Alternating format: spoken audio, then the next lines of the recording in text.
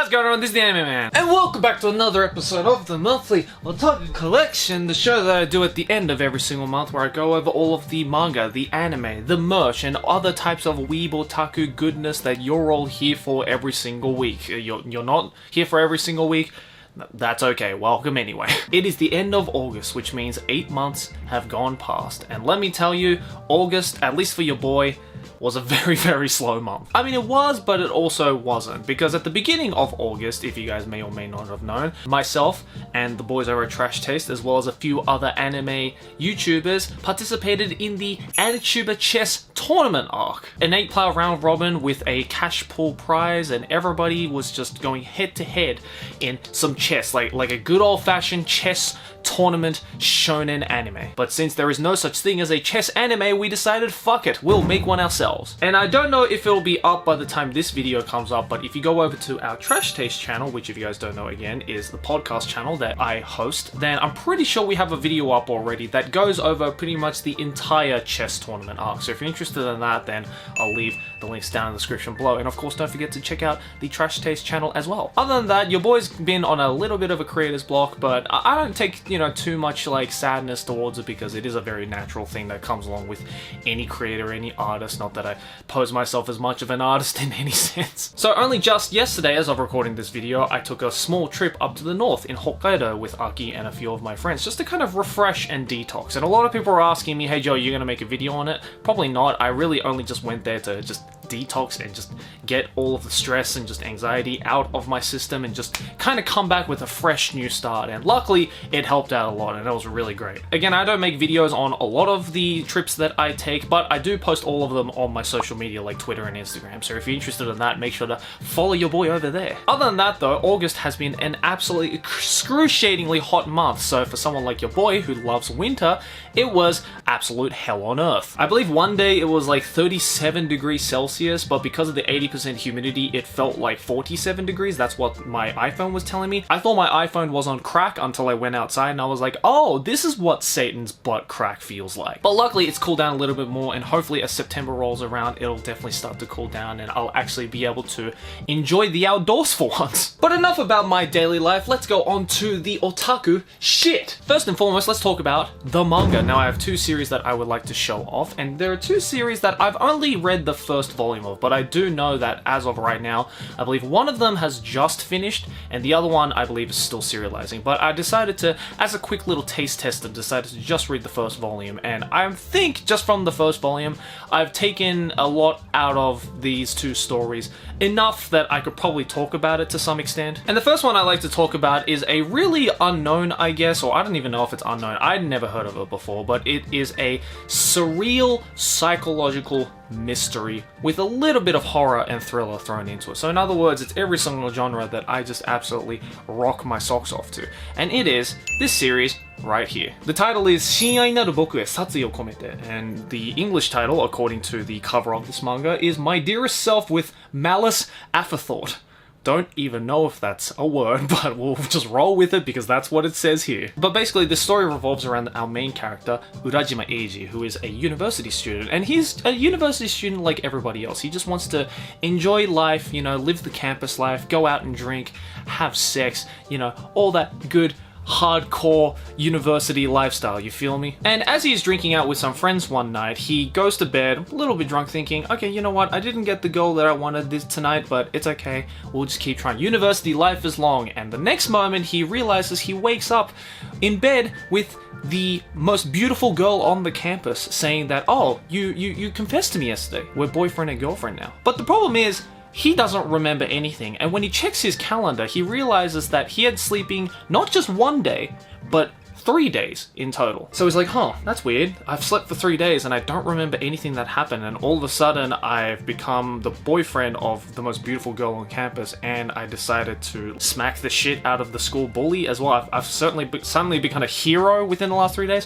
What the hell? Anyway, things are going great with his girlfriend. He goes to sleep again and then realizes that 4 days have gone by this time. He slept for an entire 4 days, with all of the things that he did during those 4 days being an absolute blank to him. And later it is found out that he is actually the son to the late serial killer in the story, named LL. If one L wasn't enough, we're doubling up on that shit, my boys. Now, Eiji has always known this, and it's always a thing that he's been hiding, but it's not until recently that he started to realize, wait a second, this might have to do with the fact that my memory is getting lost every time I sleep. There might be a reason why I go to sleep, and then 4 days have suddenly passed without me realizing anything. And it turns out there is actually something to that, because later Eiji finds out that he might actually have a split personality. And this other Eiji that rests within him is actually fully bringing out and utilizing the fact that Eiji is the son of a notorious serial killer. In other words, the other Eiji, the other personality that is stuck inside our main character, is going around doing all sorts of fucked up shit without our main character realizing. And when police later come to his house to question about the fact that his past girlfriend had just been brutally murdered in the same way and fashion that his dad, LL the serial killer, had been doing it 15 years ago, then he starts to be like, okay, split personality me might be a serial killer. Oh shit, that's not good. I've got to stop myself. The only one that can beat me is me. He takes that literally. And so now it's up to Eiji to try and figure out what his other personality is doing without him realizing. So he goes out there and finds all of the clues that lead up to what the split personality is doing. Because as of right now, as of volume 1, we don't actually know if this other personality of Eiji is the one that is committing the crimes. Although foreshadowing will tell you, and how the narrative is built up will probably tell you that yes, his split personality is the serial killer. But as of volume 1, we don't know that exactly. All we know is that there might be a split personality and that he might be the serial killer. And that's a part of this story that I really enjoy, especially just with this volume 1. They don't immediately give away that whole twist of, yes, you have a split personality, and yes, that split personality is the serial killer. They're obviously letting you take a sniff at that clue, but the fact that they're still kind of doing a roundabout way to subtly give you clues as to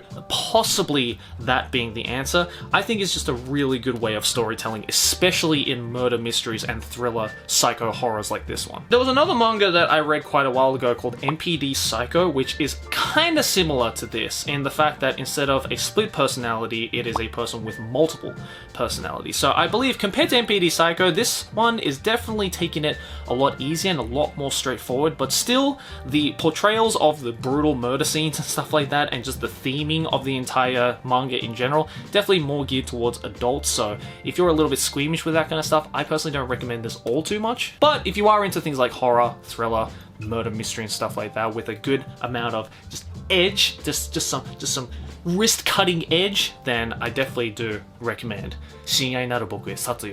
And the second manga series is a one that I have been eyeing in bookstores for a very long time, and it's only just now that I decided, you know what, I'm gonna give this a go. Because when I looked at the cover of this first volume, I just thought, wow, that is nightmare fuel. But again, there is something about me, my boys, that you need to understand. When it comes to manga, especially horror manga, I love my nightmare fuel. So I had to pick up the first volume and just give it a read just to see if I'll even enjoy it, and let me tell you, absolutely, yes, I did enjoy it. But goddamn, I'm going to have nightmares about this tonight, and it is this manga right here, Jinmen. I mean, look at this, my boys.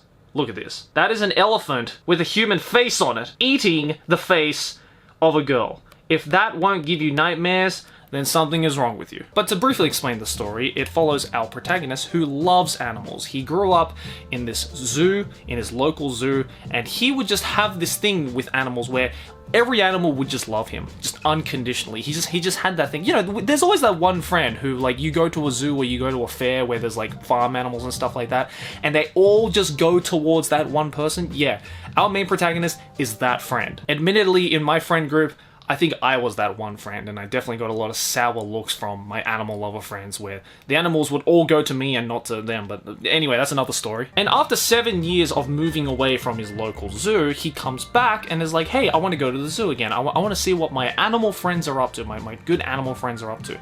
When he goes with his childhood friend back to the zoo to kind of relive their memories, when they realize that all of the animals are kinda cursed. And when I say kinda cursed, I mean like really fucking cursed. For some reason, all of the animals have human faces.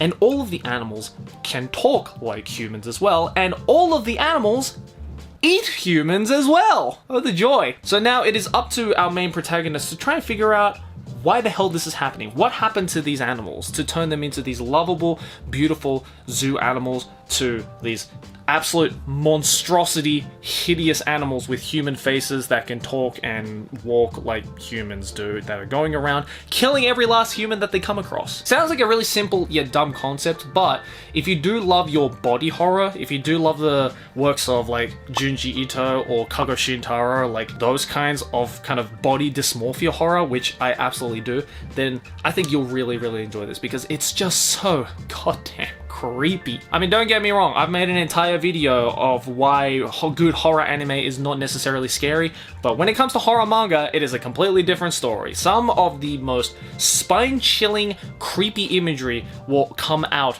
of great body dysmorphia horror manga, and Jinmen, I believe, is definitely up there. Now, I believe at the time of me recording this, Jinmen series is probably finished serializing. Don't quote me on that. I think I saw the final, like, 11th or 12th volume being sold in my local bookstore, so suffice it to say, it's probably finished at this point. And just from the little that I've read of this first volume, I'm definitely keen to go check out the rest of it, because again, I love my body dysmorphia horror. And this one, I mean, it's great, don't get me wrong, but I do not want to read this at night. I'm legitimately going to have nightmares about this fucking elephant tonight, and I guarantee it. And I think the one thing I love about the way that this author has drawn these horrendous animals is that they really use a large touch of shadows to really portray. I mean, look at that. Look at that. That's a sheep. That's a fucking sheep. While the art style isn't exactly the cleanest on the human characters, it definitely makes up for the creepiness and kind of weirdness of it when it comes to the human-faced animals. And just the story is definitely very thrilling and very mysterious, and I am absolutely looking forward to reading the rest of it. So if you're into that kind of stuff, then check out the Jinmen series. Alright, but next let's check out the merch. Now, I didn't really collect that much merch this month, but I did kind of stumble across a type of anime merchandise which I think is very unique to Japan. Like, I've only ever seen this being sold in Japan, and it's a type of merch that I don't necessarily know will work overseas, but when I shared it on Instagram and Twitter one time, a lot of you guys were like, holy shit, I want some of it. Now, both of these are from Neon Genesis Evangelion. Evangelion has a fuck ton of merch. I'm sure I've shown a lot of different kinds of EVA merch, but have you ever seen an EVA toolkit? That's right, I got my hands on an EVA tape measure. There's some reason they're creating like EVA tool merch. Like, there were things like pincers and tweezers and screwdrivers and stuff like that. Now, I only got the tape measure because, I mean, this is cool. You can use this anywhere. I was hoping that there'd be some kind of design on the actual number parts as well, but there isn't. It's just the body, basically. But I mean, the green and purple 01 EVA color palette is just so freaking cool. Like, I already have a tape measure, don't get me wrong, but I think I've just gotten to that age now where tools excite me if they have anime on it. Think about when you were little, right? And your dad would be like, hey, son, let's go to a tool shop. Let's go to a Home Depot. And in your head, you were thinking, oh God, kill me now, father. But now, at the age of, I'm about to turn 26 next month, tools just excite me now. I actually enjoy going to a Home Depot. Yes, I have become that 25-year-old old fart. And as much as I wanted to get the screwdrivers and stuff like that as well, A, they were a little bit expensive, and B, I just don't really have the space for it all the time for it, or the need for it all that much. But a tape measure, you can always use. A tape measure is always handy, and if it's got anime on it, hey, that's an extra bonus, isn't it? But the other EVA tool that I got, or I guess the other piece of building equipment that I got, is actually sitting on my desk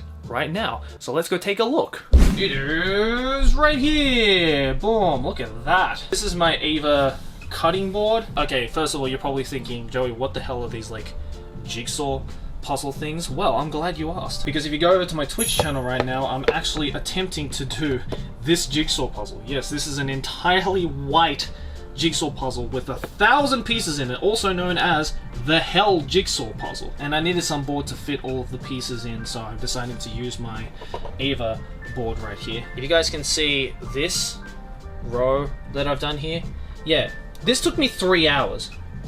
Just this. But luckily for you guys, I am going to be streaming the entire process of me trying to complete this 1,000-piece white jigsaw puzzle, because I've never seen anyone do it, and your boy wants to be the one to do it on a freaking cool EVA Cutting Board that I got. So if you'd like to join in on that, because a lot of you guys are joining in on me doing the most masochistic thing ever, then boom, check out my Twitch channel. I'll be streaming a lot more frequently as well. I won't just be streaming this, don't worry, but this is definitely a big part of it. So if you're interested in that, follow your boy on Twitch. But with all of that out of the way, let's talk about our final thing that we always like to leave until the very end of every monthly otaku collection, and that is of course the monthly figurine giveaway, as always brought to you by the lovely folks over at Tokyo Otaku Mode. Now this month I decided to go a little bit more subtle, a little bit more affordable, and kind of go back to my roots. Now if you guys watch the previous Trash Taste episode where we talk about our uni lifestyles, I very quickly brought this up in the podcast, but I used to do a lot of Let's Plays. I used to do a lot of visual novel Let's Plays, and one series that your boy was kind of known for back then was the Nekopara series. Now don't get me wrong, I still love my Nekopara. My god, I would die for those cat girls. So me reliving my Nekopara days very briefly on the Trash Taste podcast, I decided, you know what, I wonder if Tokyo Otaku Mode has any culture in store, if they have any of that good old-fashioned nostalgic culture, and by god, they definitely did. And it is...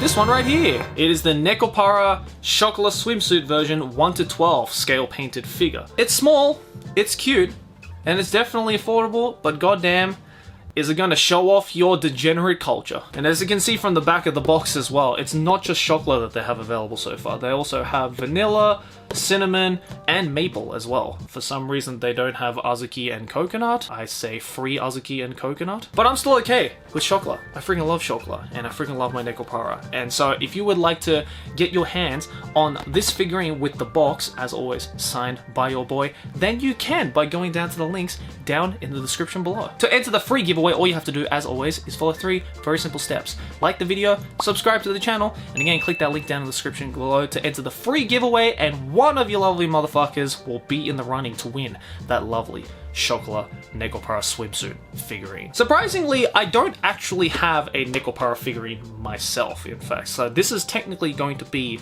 my first one, so I'm pretty excited about that. At least, you know, a scale figurine. I have like a couple of chibis of all the Nekopara girls, but I don't have a full Chocolat Nekopara. And yeah, looking at this makes me want to replay the visual novel, but not the all ages version. You get what I mean? So again, if you're interested in that, make sure to click the link down in the description below, and good luck to the winners. But anyways, guys, that's going to do it for another episode of the Monthly Otaku Collection. Thank you once again joining in until the very end! Sorry, I got excited. Thank you once again to all of you guys who join in on these videos and hear me talk about the dumb bullshit that I like and or dislike. Let me know how your August has been. How has it been for you guys? If you're living in the north, I'm sure it's hot as shit. If you're living in the south, I'm sure it's cold as shit. Either way, we're all miserable. And again, guys, if you're interested in any of the things that I talked about in this video, then all the links, as always, are down in the description below. So make sure to actually go down to the description. I know a lot of you motherfuckers somehow don't know how to open descriptions up. You can open descriptions up, and there's a lot of links there. They're all there for you guys to click. So if you haven't clicked on any of them, then make sure to click on as many of them as you can. But hopefully I'll be able to give you guys some quality content here on this channel next month, as well as some quality streams over on my Twitch channel as well, which I'll be doing a lot more of next month. So if you don't want to miss out on that, then please make sure to go over to my Twitch channel as well. But anyways, guys, enjoy the rest of your month, and I'll see you in the next video. Like and favorite if you enjoy, subscribe for more anime banter, keep watching anime. Johnny!